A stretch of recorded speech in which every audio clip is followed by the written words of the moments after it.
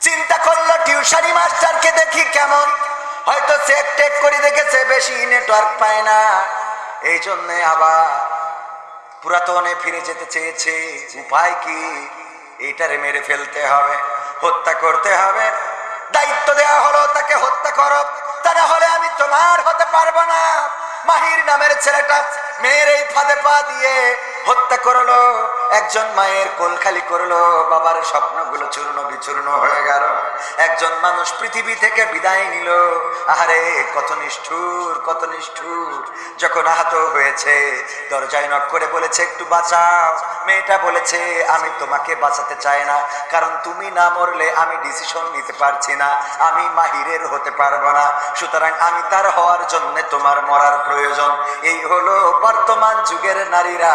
ওগো আমার ভাইয়েরা, তাদের এই চক্রান্ত আল্লাহ ভয়ঙ্কর বলে উপস্থাপন করেছেন। কত নারী আছে পরকীয়া প্রেমিকের জন্য নিজের সন্তানকে পর্যন্ত ফেলে চলে যায়, আছে না নাই? আছে না নাই? মনিরামপুরে নাই? আছে, আছে। বিদেশে কত কষ্ট করে আমার প্রবাসীরা, মাথার ঘাম পায়ে ফেলে। মনিরামপুরের অসংখ্য মানুষ আডাডুডু মালয়েশিয়া, মালয়েশিয়ায় ছিলেন এমন কেউ আছেন নাকি? এখানে ছিলেন আডা সায়া তাও রামায় ওরাং ডুডুডি মালয়েশিয়া, মনিরামপুর মিয়া ওরাং বাইয়া ওরাং আডা মালয়েশিয়া। মালয়েশিয়ায় অনেক লোক থাকে মনিরামপুরের, মালয়েশিয়ায় থাকে, কষ্ট করে, মাথার ঘাম পায়ে ফেলে, টাকা পাঠায়, আর টাকাগুলো তুলে নিয়ে ঝাপা বাউড়ে আরেকজনের সাথে, আছে না নাই? আজকালকের ছেলেরা বই নিয়ে আর বসে না, ও বাবা গুগলে সার্চ করিয়া পড়ি। ওরে কালের মেয়েরা কোরআন হাদিস ধরে না, এখনকার মা বোনেরা কোরআন হাদিস পড়ে না, ঝাপাপা বাউড়ে গিয়ে টিকটকে ভিডিও ওরা করে। ঠিক তো? আজকালকের ছেলেরা বই নিয়ে আর বসে না, গুগলে সার্চ করিয়া পড়ি। আগের সময় প্রেম করিলে সভাপতি বলতো পাইছো কি, এখন বলে শখ করিয়া বাবু তুমি খাইছো কি? বলে না, বলে না, বাবু তুমি কি খেয়েছো? বাবু শরীরের যত্ন নিও, ভালো করে খেও। আহারে বাবু বুড়ো ধাড়ি হয়ে গেছে, এখনো বাবু বলা লাগে, কথা কয় না। আগের সময় প্রেম করিলে বলতো মুরব্বীরা বলতো পাইছো কি, এখন বলে শখ করিয়া বাবু তুমি খাইছো কি? লজ্জা শরম নাই, আইলাম কোন জামানায়, লজ্জা শরম নাই, আইলাম কোন জামানায়, ভবিষ্যৎ দেখি অন্ধকারে। আজকালকের ছেলেরা বই নিয়ে আর বসে না, ও বাবা মোবাইলে সার্চ করিয়া পড়ি। নতুন করে হয়েছে চালু এখন আবার কন্টেন্ট, পরিচয় করাই দেখি এই আমার গার্লফ্রেন্ড। যুবকরা কথা কয় না? আমার জিএফ, আমার বিএফ, শর্টকাট আমার জিএফ। এটা কি শুধু ছেলেরা পরিচয় করায়? কথা কয় না, শুধু ছেলেরা করায়? নতুন করে হয়েছে চালু এখন আবার কন্টেন্ট, পরিচয় করাই দেখি এই আমার বয়ফ্রেন্ড। কোন পাশে? মা বোনেরা এই পাশে। শরমের মাথা খাইয়া গেছে ওরা পাগল হইয়া, শরমের মাথা খাইয়া গেছে সব পাগল হইয়া, ভবিষ্যৎ দেখি অন্ধকারে। আজকালকের ছেলেরা বই নিয়ে আর বসে না, ও বাবা মোবাইলে সার্চ করিয়া পড়ে। এখনকার মা বোনেরা কোরআন হাদিস ধরে না, ও আল্লাহ টিকটকে ভিডিও ওরা করে। আজকালকের ছেলেরা বই নিয়ে আর বসে না, গুগলে সার্চ করিয়া পড়ি। আছে না নাই? আমাদের ছেলেরা এখন যাই বলেন মোবাইলে সার্চ করে দিবে, আর মেয়েরা টিকটক ছাদের উপরে গান একটা বাজাই দিয়ে তাকে নাকি দিনটা নিজেদেরকে দেখায়, প্রদর্শন করায়। ওরে বাবা, আবার সুন্নাতি দেখলাম একজন লিখেছে সুন্নাতি বুরখা, সুন্নাতি পোশাক, এই বলে উনি আবার ঘুরে ঘুরে বুরখার অ্যাড করতেছে খুব কায়দা করে। দেখলি মনে হয় বাকিটা বুঝে নিতে হবে, মানে বিয়ে করতে বলছে। আপনার তো সে বয়স নাই, ঠিক না বেটি? এইগুলো হলো ইসলামিস্ট টিকটকার। কি টিকটকার? আল্লাহওয়ালা টিকটকার। মানে এরা মনে করে বোরকা পরি দেখাচ্ছি তাহলে অসুবিধা নেই, এরকম মনে করে না, করে না?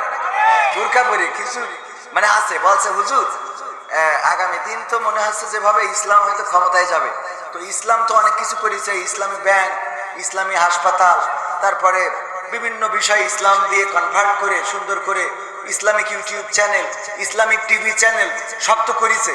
তা আমরা যারা বিড়ি খাই, ইসলামী সরকার হলে কি ইসলামী বিড়ি বলে কিছু হবে কিনা? ইসলামী বিড়ি বলে কিছু কি চালু হবে কিনা? কারণ আমাদেরও তো একটু বেঁচে থাকতে হবে। আমি বললাম ইসলাম যদি ক্ষমতায় যায় আপনার বিড়ি নিয়ে টেনশন করার দরকার নাই, কারণ বিড়ি খাইলে কি হয়? কয় টেনশন দূর হয়। কি হয়? টেনশন দূর হয়। টেনশন হয় কি নিয়ে? কয় অভাব নিয়ে টেনশন হয়, স্ত্রী নিয়ে টেনশন হয়, সন্তান নিয়ে টেনশন হয়, সংসার নিয়ে টেনশন হয়। আমি বললাম এই জন্য বিড়ি খা। ইসলাম যদি কায়েম হয়ে যায় তাইলে সংসার, সন্তান, অভাব, অনটন সব টেনশন দূর করে দিবেন কি? যাকাত ভিত্তিক অর্থ ব্যবস্থা যদি কায়েম হয়ে যায় তাইলে গরিব দুঃখী মেহনতি জনতা যারা গরিব রয়েছে, অভাব অভাব অভাব যাদের, অনাথ যারা, তাদেরকে জাকাতের পয়সা দেওয়া হবে।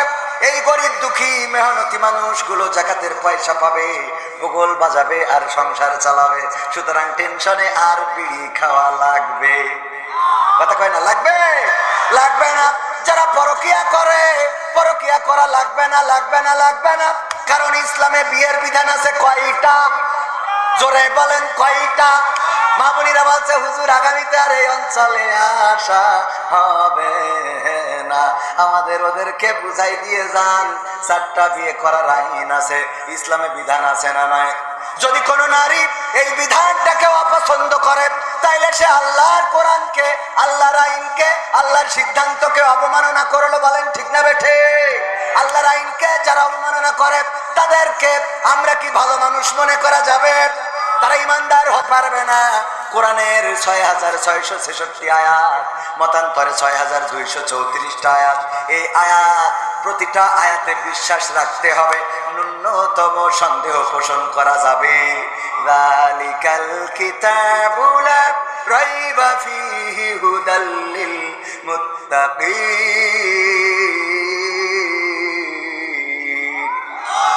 আমার আল্লাহ বলছেন এটা এমন একটা কিতাব যে কিতাব নিয়ে ন্যূনতম সন্দেহ করার অবকাশ আমি রাখি নাই। সুতরাং 4টা বিয়ে করার বিধান দিছি, এটাতে তোমরা সন্দেহ করবে না, এটাতে তোমরা সংশয় করবে না, এটাতে তোমরা আপত্তি করতে পারবে না। তবে হ্যাঁ, এর আগের কথাটা আছে, সেটা হলো যখন বিয়ে করবেন একাধিক তখন ইনসাফ কায়েম করার দরকার আছে না নাই? কিন্তু ইনসাফ কায়েম না করে খালি ছোট বোন নিয়ে যে ঝাপা বাউড়ে ঝাপালেন হবে? ছোট বউ নিয়ে ঝাপা বাউড়ে ঝাপালেন, কক্সবাজার গিয়ে কাঁপালেন, আর বড় বউ সন্তান নিয়ে কেঁদে কেটে বেড়াই, খাবার নাই ঘরে, বাজার নাই। এইটা যদি করে তাইলে আপনার এই বিয়ে করা জায়েজ, কথা কয় না? মা বোনেরা বলছে তাহলে হুজুর ঠিক আছে। পরের লাইন না শুনে আগেতে লাফ দিলে হবে, কথা কয় না? হবে? বলল কবিতা লিখে আনবা ছাত্ররা, আমার কবিতা লিখবা, আমি দেখতে চাই কে ভালো কবিতা লেখো। কবিতা লিখেছে, জমাও দিয়েছে, এরকম চিরকুটে করে জমা দেওয়ার ওখানে লেখা রয়েছে চোখের জল উঠিয়াছে কপালে। বলছে তোর কবিতা হয়নি কেন? তা বলছে চোখের জল নিচে উঠে নামবে, কপালে যাবে কেন? এ কি কবিতা? স্যার হয়নি কবিতা, না নম্বর পাবো না। না তো একটু পরের লাইনটা পড়েন। পরের লাইন পড়ে দেখে লেখা আছে চোখের জল উঠিয়াছে কপালে, পা দুটো বাঁধা ছিল কদমের ডালে। তাহলে তো চোখের জল কপালে আসবে। বলছে তাহলে ঠিক আছে। বলছে স্যার পরের লাইন না শুনে আগের থেকে লাভ দেন, এটা কি করা ঠিক? আমাদের দেশে এমন মানুষ আছে না নাই? বক্তৃতা দিল আমির হামজা ভাই কোন একজন আমেরিকান মহিলার কথা, কোন একজন গবেষকের কথা সম্ভবত বলেছে, যে সে নাকি কোরআনে ভুল পেয়েছে 360টা। এই কথাটা বলতে যে বলেছে ওই মহিলা বা ওই গবেষক বলেছে আমি কোরআনে ভুল পেয়েছি 360টা। এই অংশটুকু কেটে লাগাই দিয়েছে যে আমির হামজা কোরআনে ভুল ধরেছে 360টা। বলেন নাউজুবিল্লাহ। এরকম কাটিং করার লোক আছে না নাই? আগেরটা শোনে না, পরেরটাও শোনে না, মাঝখান ধরি টানাটানি। একবার খবর আসলো আল্লামা দেলোয়ার হুসাইন সাইদির মেয়ে বেরোয় গেছে। বেরোয় যাওয়া তো বলছেন আঞ্চলিক শব্দ। আর একজনের সাথে পালিয়ে গিয়ে বিয়ে করেছে। খবর আসলো ছোটবেলা বাবা বেঁচে আছে। আমি বাড়ি যেয়ে মাকে বললাম, মা খবর আমাদের গ্রামের অমুক জন বললো যে আল্লামা সাইদির মেয়ে নাকি বের হয়ে গেছে। বললো তোমার আব্বা বাড়ি আসুক তারপরে জানবানে। আব্বা বাড়ি আসার পরে জিজ্ঞাসা করা হলো, আব্বা বললো আল্লামা দেলোয়ার হুসাইন সাইদির তো মেয়েই নাই। কি নাই? এই জাতীয় অপপ্রচারকারী আছে না নাই? এমন যারা অপপ্রচার করে ওরা হলুদ মিডিয়া, হলুদ সাংবাদিক আর কিছু দুষ্কৃতিকারী, তারা নানান ভাবে অপপ্রচার করে ইসলামকে বসাতে চায়। ইসলামী মূল্যবোধে যারা বিশ্বাসী তাদেরকে বাংলার জমিনে বিতর্কিত করতে চায়। মানুষ যেন তাদের থেকে দূরে যায়। এই কাজগুলো এখন করে না, আগেও ছিল। আল্লাহর নবী হজের সময় কোরআন তেলাওয়াত করছেন তাবুতে বসে। আবু জাহেল প্রত্যেক তাবুতে যায় আর বলে ওই দূরে যে ওই তাবুটা দেখা যায় ওইটাই যেন যাবা না, ওইটার ধারের কাছে যাবা না। বললো কেন? কারণ ওই লোকটা এই মক্কার পাগল। বলেন নাউজুবিল্লাহ। ওই লোকটার নাম মুহাম্মদ সাল্লাল্লাহু আলাইহি ওয়াসাল্লাম। সে মক্কার পাগল, আমরা তাকে পাগল বলেই জানি। সে কি জানি কবিতা পাঠ করে, তার কাছে জিন না শয়তান কে আসে জানি না।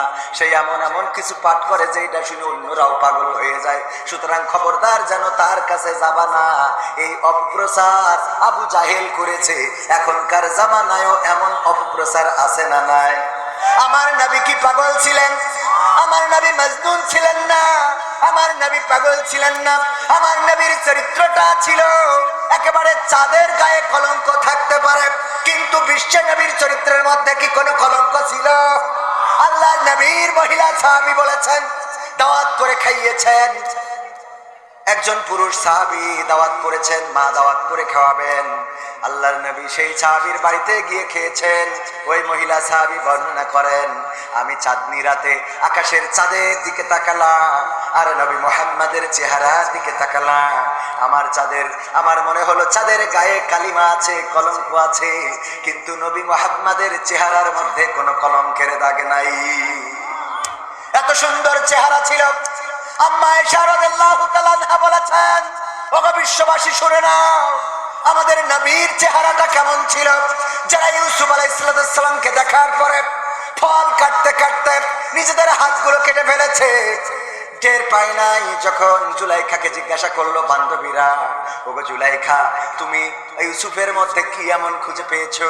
কেন তার জন্য এত পাগল হয়ে গিয়েছো? তুমি এমন একটা রাষ্ট্রপ্রধানের স্ত্রী, তুমি এত সম্মানিত মানুষের স্ত্রী, তারপরেও কেন একজন কয়েদি, একজন দাস যাকে কিনে আনা হলো, তার প্রেমে পাগল হয়ে গেলে? কেন তার জন্য তুমি এত দেওয়ানা হয়ে গেলে? কিসের জন্য ইউসুফ আলাইহিস সালামকে এত ভালোবাসলে? কোন কারণে? জুলাইখা বলল, ঠিক আছে, তোমাদের হাতে কলমে প্র্যাকটিক্যালে দেখাবো। ডেকে আনার পরে ফল দিল সবার হাতে আর চুরি দিল। তারপরে ইউসুফ আলাইহিস সালামকে কারাগার থেকে বের করে এনে সামনে চেয়ারে বসিয়ে দিল আর বলল, ফলগুলো কাটো। ফলগুলো কাটতে কাটতে কাটতে কাটতে কাটতে নিজেদের হাতগুলো কেটে টপ টপ টপ টপ করে রক্ত ঝরিয়ে ফেলেছে, টের পায় নাই। বলল, ওগো আমার বান্ধবীরা, ওগো সখীরা, তোমরা জানো নাকি আপেল শেষ হয়ে গেছে, এখন আঙ্গুল কাটা ধরেছ। তো তাকিয়ে দেখে, আহারে সত্যিই তো তাই, কখন আঙ্গুল কেটে ফেলেছে, চেহারার দিকে তাকিয়ে টের পায় নাই। আম্মা আয়েশা রাদিয়াল্লাহু তাআলা আনহা বলেন, ওগো বিশ্ববাসী শুনে নাও, আমার নবীর চেহারাটা এত সুন্দর ছিল। যারা সেই জামানায় আপেল কাটতে কাটতে নিজেদের আঙ্গুল কেটেছে, ওই মেয়েগুলো যদি আমার নবীকে দেখতো, তাইলে আপেল কাটতে কাটতে আঙ্গুল নয়, কলিজাটা কেটে ফেলতো, তারপরেও তারা টের পাইতো না।